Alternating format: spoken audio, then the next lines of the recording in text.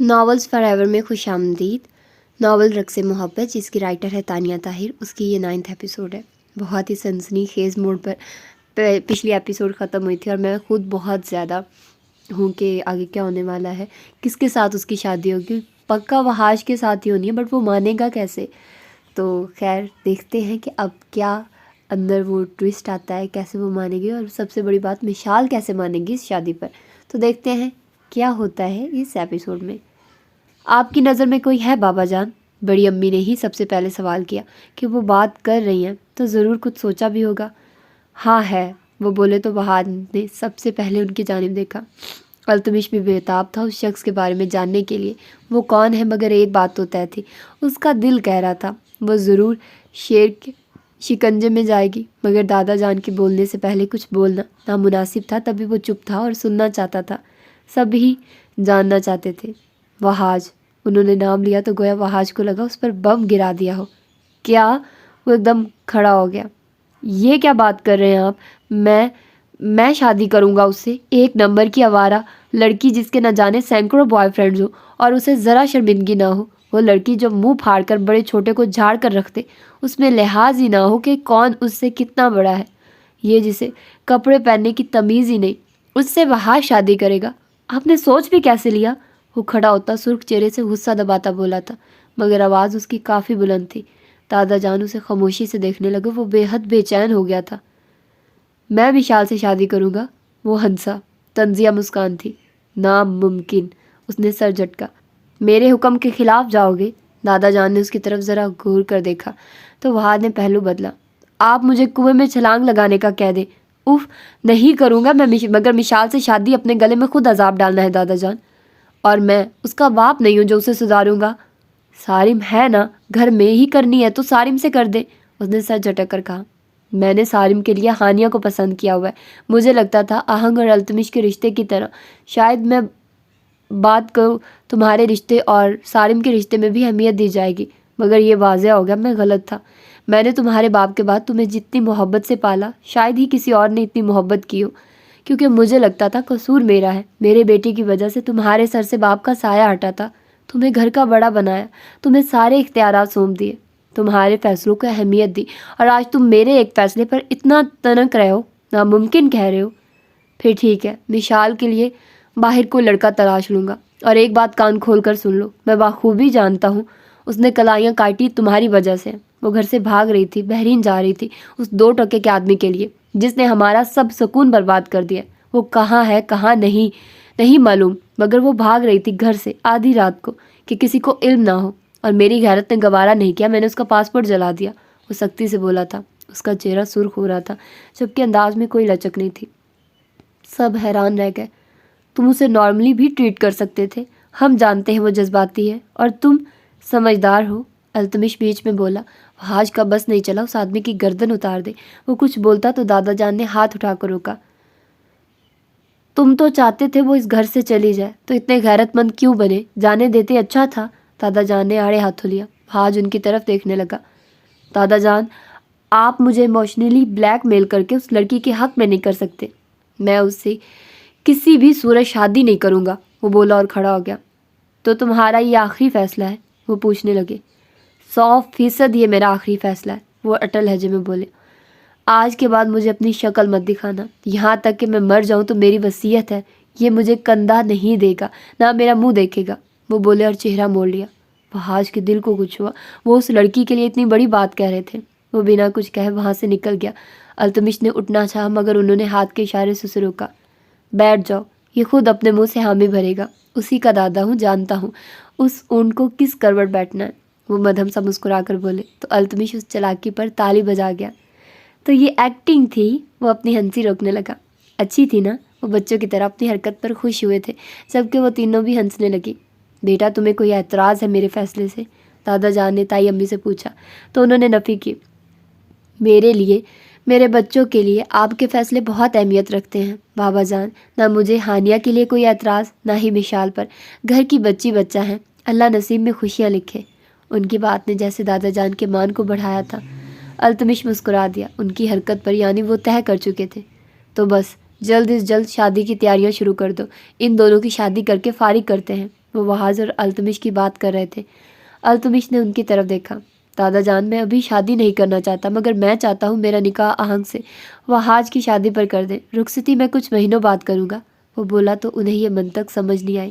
اس کی وجہ وہ اب غصے سے بولے تھے۔ اگر وہ انہیں وہ بات بتا دیتا جو وہاج کو بتائی تھی، وہ ناراض ہو جاتے، اور وہ اس کے محسن تھے، وہ انہیں ناراض بالکل نہیں کرنا چاہتا تھا۔ التمش کچھ کہتا کہ چچی بولی، بابا جان، ویسے ایک طرح التمش کی بات درست ہے۔ آہنگ ابھی کافی چھوٹی اور ذرا لاؤبالی ہے۔ میں چاہتی ہوں اس پر اتنی جلدی یہ سب ذمہ داریاں نہ ڈالی جائیں۔ ابھی کچھ وقت ٹھہر کر ہو جائے گی شادی۔ البتہ نکاح پر مجھے بھی اعتراض نہیں۔ وہ بولی تو التمش نے سکھ کا سانس بحال کیا۔ اور جو سارم نے رٹ بھری ہوئی ہے شادی کی، دادا جان نے گویا دونوں کو مطلع کیا تھا، میں اسے سنبھال لوں گا، آپ فکر نہ کریے، اس نے کہا تو دادا جان نے کچھ سوچتے ہوئے سر ہلا دیا۔ وہ غصے سے اپنے کیبن میں آیا تو سکندر اور سارم کسی موضوع پر بات کر رہے تھے۔ وہ بھڑک کر اندر آ کر بیٹھ گیا۔ ان دونوں نے فائل پر سے سر اٹھایا۔ سکندر اپنی رات کی بات بھول چکا تھا۔ تبھی وہاج کی سیکرٹری روم میں آئی۔ سر، کوئی نہال آئی ہے، انٹرویو ٹائم ویسے تو ختم ہو گیا، مگر وہ کہہ رہی ہے کہ سر نے بلایا ہے۔ اس نے سکندر کی جانب اشارہ کر کے کہا، shut up, get out, time ختم ہو گیا، جن کی سلیکشن ہو گئی ہے صرف وہی رکھی جائے گی۔ اگر اتنی لاپرواہ تھی تو وقت پر آتی، اور سکندر کو کیوں جانتی ہے وہ؟ جاؤ یہاں سے، وہ جھڑک کر بولا تو سکندر نہ جانے رات کی بات کیسے بھلا گیا۔ سیکرٹری نے نگاہ جھکا لی اور وہ یس سر کہہ کر جانے لگی تو نہال پیچھے ہی کھڑی تھی۔ وہ یہ سب سن چکی تھی۔ آنکھوں میں کہیں آنسو لیے وہ پلٹ گئی۔ وہ امیر لوگ تھے، اس نے ان پر کیسے یقین کر لیا؟ ساری زندگی سے یوں ہی چڑھ کے سننے کو ملنے تھے۔ اسے غصہ آیا خود پر۔ بابا کی طبیعت خراب ہو گئی تھی جس کی وجہ سے اسے لیٹ ہو گیا تھا۔ وہ بھیگی آنکھوں سے وہاں سے نکلی۔ سب کے دوسری طرف سکندر نے 2-3 بار نام دہرایا تھا زبان پر، نہال، اور اچانک رات کا منظر اس کی آنکھوں میں اترا۔ اوہ شٹ بھائی، وہ اس ٹینشن کے سبب بھاگا تھا بھائی۔ یہ اسے کیا ہوا ہے؟ سارے نے پہلے سکندر کی طرف اور پھر وہاج کی طرف دیکھا۔ اور تمہیں کس نے مشال کا منہ دکھا دیا جو بھنا رہے ہو؟ وہ ہنسا۔ دادا جان چاہتے ہیں میں مشال مشال سے شادی کروں۔ واٹ؟ سارم کی ہنسی چھوٹ گئی۔ وہ دل کھول کر ہنسا، جبکہ وہاج کو لگا وہ غصے سے پھٹ جائے گا۔ دانت بند کرو، توڑ دوں گا ورنہ، وہاج نے تب کر کہا تو سارم بڑی کوشش کے بعد بھی ہنسی نہ روک سکا، اور سونے پر سہاگا پیچھے سے التمش بھی آ گیا۔ التمش اور سارم آپسی کلیش بھولے اس کی لات کھینچنے میں لگ چکے تھے۔ اب تمہارے کمرے سے یہ آواز تو ضرور آئے گی، زہر آدمی، تمہارا منہ توڑ دوں گی میں، اور تمہارے پیسے چوری ہوں گے، اب تو اصل مزہ آئے گا۔ وہ دونوں ایک دم ہنسے اور دونوں ہی چپ ہو گئے۔ البتہ وہاج کا چہرہ لال سرخ ہو رہا تھا۔ وہ تو سوچنا بھی نہیں چاہتا تھا یہ کیا بلا وجہ اس کے پیچھے مشال جیسی بلا لگ چکی تھی۔ سارم نے اٹھ کر وہاں سے جانا چاہا کہ التمش نے اس کا بازو پکڑ لیا۔ سارم نے ایک جھٹکے سے ہاتھ چھڑایا۔ سوری یار، مجھے تم پر ہاتھ نہیں اٹھانا چاہیے تھا، التمش ذرا شرمندگی سے بولا۔ وہاج چپ چاپ دیکھ رہا تھا۔ مجھے تمہارے کسی ایکسکیوز کی ضرورت نہیں، سارم نے ذرا سخت لہجے میں کہا۔ غلطی تمہاری بھی تھی، تم نے بات منہ سے کیا نکالی؟ تم جانتے ہو میں آہنگ سے پیار کرتا ہوں، پھر تم ایسا ریاکشن کیوں دے رہے ہو؟ التمش نے وہ بات بتائی جو اسے سمجھ نہیں آ رہی تھی۔ تم ایک نمبر کے گھامڑ آدمی ہو، نہ تمہارا مسئلہ کوئی نہ ہی بات، مگر اپنی ٹانگ بیچ میں پھنسا لی اور بکواس سنی۔ پھر میرا مسئلہ صرف اتنا ہے کہ میں یہ چاہتا ہوں آہنگ کی شادی ہو جائے، اور میں نے کچھ برا بھی نہیں سوچا، مگر تمہاری شادی اب اس سے نہیں ہو سکتی، وہ بھی تمہاری وجہ سے۔ ایسی کی تیسی تیری، آہنگ میری ہے، میری تھی اور میری ہی رہے گی، اور یہ بات بے شرمی سے اسی کے بھائی کے سامنے بول رہا ہوں، جو اکھاڑنا ہے اکھاڑ لے۔ وہ سر جھٹک کر بولا اور بیٹھ گیا۔ وہاج، اس سے کہو یہ دوبارہ معافی مانگے مجھ سے۔ سارم نے وہاج کو دیکھا۔ یہاں میری زندگی پر وہ چوہیا پنجے گاڑنے والی ہے، میں تم دونوں کی بکواس سنوں؟ وہ دھاڑا تھا۔ دونوں ہی اس کی شکل دیکھنے لگے، جبکہ دوسری طرف سکندر نہال کے پیچھے دوڑتا ہوا پہنچا تھا۔ اس کی سانسیں پھول رہی تھی، اور وہ ایک دم ہی نہال کے سامنے آیا تو نم آنکھوں میں اداسی لیے وہ اسے دیکھنے لگی۔ آئی ایم سو سوری، مجھے یاد نہیں رہا، وہ بولا اور چادر کے گھیرے میں چاند کی طرح چمکتا چہرہ دیکھا۔ اٹس اوکے، اس نے کہا مدھم آواز میں، اور آگے چلی گئی۔ ایک منٹ، سکندر اس کے آگے آیا۔ آپ کی جاب فائنل ہے، آپ اندر آ سکتی ہیں، وہ بولا تو نہال نے اس کی جانب دیکھا۔ مجھے نوکری کی ضرورت تھی، بھیک کی نہیں، پلیز میرے راستے سے ہٹ جائیے، وہ بولی۔ چہرے پر غصہ بھی تھا اور پھر سے آگے جانے لگی۔ میں کہہ رہا ہوں کہ وہ بائی مسٹیک ہو گیا، مجھے یاد نہیں رہا۔ آئی ایم سوری سر، یہ بلڈنگ آپ کی ہے، یہاں نوکری دینا بھی آپ کا کام ہے، بنا میری قابلیت جانے کہ میں اس قابل ہوں آپ مجھے نوکری پر رکھنا چاہتے ہیں، میں اس بھیک کے حق میں نہیں ہوں۔ شکریہ، کہہ کر وہ اپنی آنکھ سے نکلتا آنسو صاف کرتی آگے چلی گئی۔ اسے دکھ تھا، وہ اسے ایک پڑھا لکھا انسان سمجھ رہی تھی، مگر وہ شخص بھی قاسم کی طرح اس کے چہرے کی خوبصورتی سے اسے جج کر رہا تھا، اور یہ بات اس کی آنکھوں کی بےتابی نے بیان کی تھی۔ نہال کو خوف سا آیا اور بس ہمت کر کے وہ سب کہہ چکی تھی اور واپسی کے لیے لوٹ گئی، جبکہ سکندر پیچھے ہی کھڑا تھا۔ گھر میں یہ آگ کی طرح بات پھیل گئی تھی۔ ہانیہ نے شور ڈال دیا کہ میرے بھائی کے لیے کیا بس وہی لڑکی ملی ہے، اتنی بدتمیز۔ مگر مما کے ڈانٹنے پر وہ چپ ہو گئی اور وہ کسی چیز میں حصہ لینے کی روادار نہیں تھی، جبکہ آہنگ اور نور تو بہت ہی خوش تھی۔ ایک تو ان دونوں کو ہی مشال اچھی لگتی تھی اگر وہ بدتمیزی نہ کرے، اور دوسرا وحاش بھائی کے ساتھ وہ بہت ہی اچھی لگتی تھی، تبھی وہ دونوں خوش تھی۔ ہانیہ نے تو بہت انہیں پٹانے کی کوشش کی، مگر وہ دونوں راضی خوشی تھی۔ وشال کو تو اس چیز کی خبر بھی نہیں لگنے لگ دی تھی۔ دادا جان نے سختی سے روکا تھا کہ وہ شادی کے بالکل قریب خود بات کریں گے، ورنہ وہ بھاگنے کی کوشش کرے گی، اور وشال کو یہ انفارم کیا گیا کہ آہنگ کا نکاح ہے۔ جبکہ آہنگ نے جب یہ سنا کہ اس کا نکاح ہے تو دل کی دھڑکنوں میں شور کو شمار نہیں کر سکی۔ فطرتاً کافی شرمیلی تھی وہ، اور اسے نور اور ہانیہ کی چھیڑ چھاڑ سے کافی پریشانی کا سامنا بھی کرنا پڑ رہا تھا۔ وہ آج خاموشی سے دادا جان کا رویہ دیکھ رہا تھا، جو کہ اس کی شکل بھی نہیں دیکھنا چاہتے تھے۔ سارم اور التمش 2 دن کے لیے اسلام آباد چلے گئے تھے، جبکہ سکندر آفس سے اپنے دوستوں میں غائب ہو جاتا۔ اب وہ دادا جان کے ساتھ وقت گزارتا، مگر وہ تو ایسے ہو گئے تھے کہ تم ہو ہی کون جو میں بات کروں تم سے۔ بہاج نے ایک ہفتہ یوں ہی گزار لیا تھا۔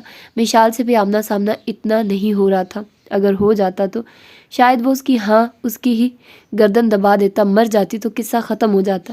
بس ایسے ہی انتقامی جذبے اٹھ رہے تھے اس میں۔ وہ دروازہ بجا کر کمرے میں داخل ہوا۔ باہر تو سب خواتین شور ڈالے بیٹھی تھی، اور اوپر سے آج سنڈے تھا، کوئی کام نہیں تھا۔ سکندر اپنے دوستوں میں گیا ہوا تھا، جبکہ مشال اپنے روم میں تھی۔ سارم کو التمش اور آہنگ کے نکاح کا پتہ چلا۔ اس نے اختلاف کیا، مگر دادا جانے نہ جانے اسے کیا کہا تھا کہ اس کے بعد اسے کوئی مخالفت نہیں کی۔ وہ برا نہیں تھا، مگر اپنے غصے کو کبھی سنبھال نہیں پاتا تھا، اور ہانیہ کی وجہ سے اسے آہنگ کی سیکیورٹی کی فکر تھی۔ نکاح بھی ایک مضبوط رشتہ تھا، وہ کچھ عرصے بعد رخصتی کروا دے گا، وہ سوچ چکا تھا۔ وہ ہاتھ دروازہ بجا کر اندر آ گیا۔ دادا جان نے کتاب پر سے نظر اٹھائی اور دوبارہ جھکا لی۔ وہ اسے بات کرنے کی روادار نہیں تھی۔ یار دادا جان، کب تک کسی طرح مجھے ٹیز کریں گے؟ وہ ان کے ہاتھ سے کتاب چھین کر ایک طرف رکھتا بولا۔ میں تمہیں ٹیز کروں گا؟ تمہاری سخت چمڑی پر کوئی اثر پڑنا ہی نہیں ہے، وہ بولے اور اٹھنے لگے۔ دادا جان، میں اسے خوش نہیں رکھ سکتا، مجھے ایک نارمل لڑکی سے شادی کرنی ہے۔ میں کسی سے بھی کرنے کو تیار ہوں، مگر وہ مشال نہ ہو، میرے مزاج کے بالکل خلاف ہے وہ لڑکی۔ وہ انہیں سمجھانے لگا۔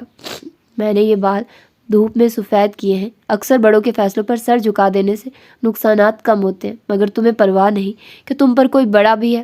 میں نے تم سے کوئی بات نہیں کی، پھر کیوں سر کھا رہے ہو؟ وہ سر سپاٹ نظروں سے اسے دیکھنے لگے۔ اور جاؤ یہاں سے، مجھے تم سے بات نہیں کرنی، وہ بولے، اور وحاج کی پرسوچ نظروں میں دیکھا اندر ہی اندر۔ وہ چاہتے تھے بس ایک لمحے میں وہ ہاں کر دے، وہ خود لازمی جھگڑا ڈالیں گے۔ آپ ایک بار اس نمونی سے بات کر لیں، وہ صاف انکار کر دے گی۔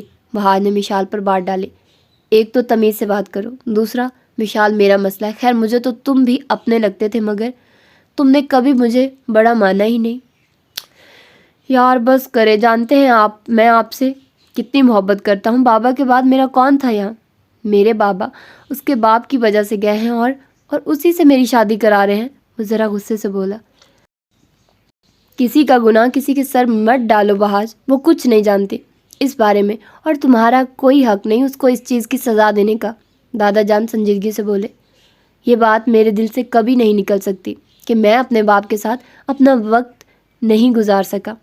اس عمر میں جب میں بچے اپنے باپوں کی انگلی تھامتے ہیں، میرے پاس باپ ہی نہیں تھا۔ باپ تو سایہ ہوتا ہے، اس کے بنا زندگی دھوپ جیسی ہے، اور میں نے گزاری ہے۔ ہاں پھر بھی اس سب کے جاننے کے بعد بھی آپ چاہتے ہیں کہ میں یہ زہر کا پیالہ پیوں؟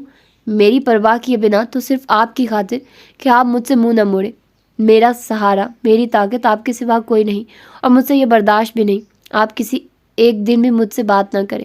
تو میں کر لوں گا شادی، مگر ہر نتیجے کے آپ ذمہ دار ہیں۔ میری سمجھ سے وہ لڑکی آج بھی باہر ہے، اور آگے ہوئی تو میں 2 لمحوں میں اسے طلاق دے دوں گا۔